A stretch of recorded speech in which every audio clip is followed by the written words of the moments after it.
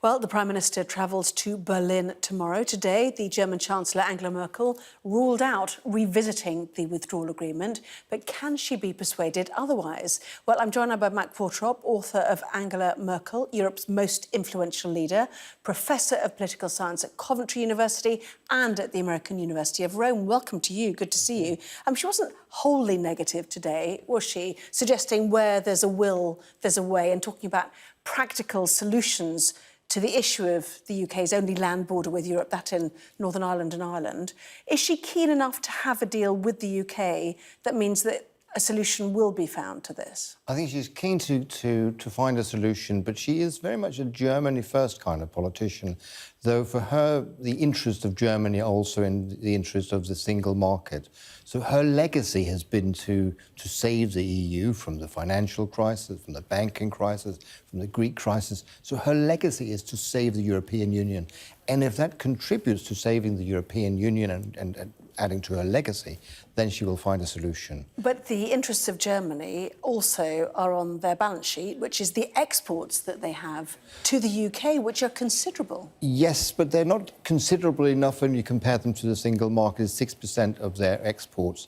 And 6% of German exports come to the UK. Come to the UK.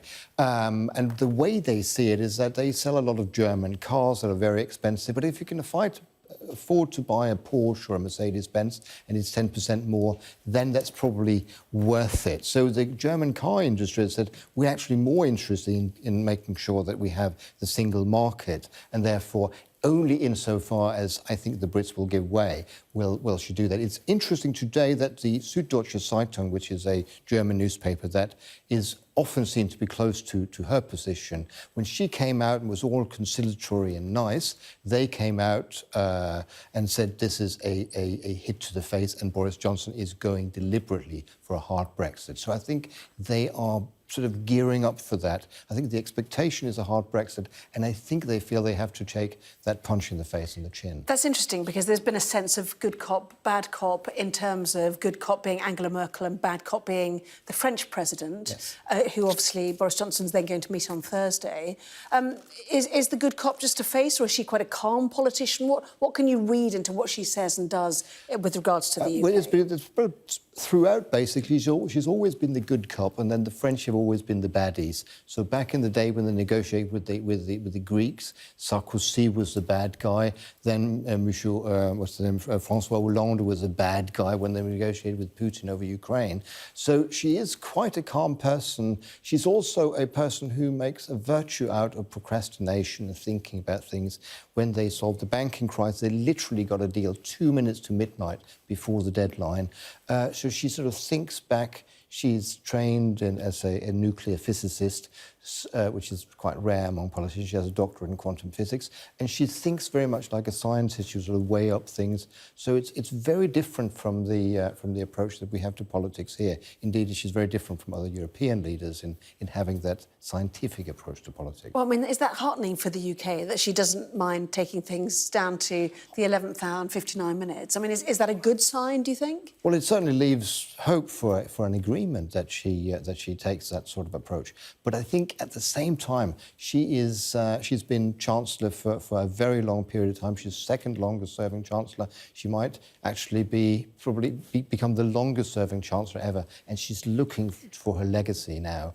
And therefore, it wouldn't look good for her if there isn't a deal. But if there isn't a deal and you save the EU, then she would go for that. This will be the first meeting that Boris Johnson has had with a foreign leader abroad. As you say, she's been around for a while. Speculate for us. What would she think about a politician like Boris Johnson? I don't think she'd be impressed. I think she wasn't even impressed by David Cameron, who I think was once referred to as a lightweight. Probably she'll be polite. She is a polite. I mean, she's sort of a nice vicar's daughter. She found it much easier to deal with Theresa May, who is basically the same sort of person. Precise and matter of fact. Is that how you describe them both? Yes, I would. But I think Merkel then has a little bit of an edge, with nuclear physics and all.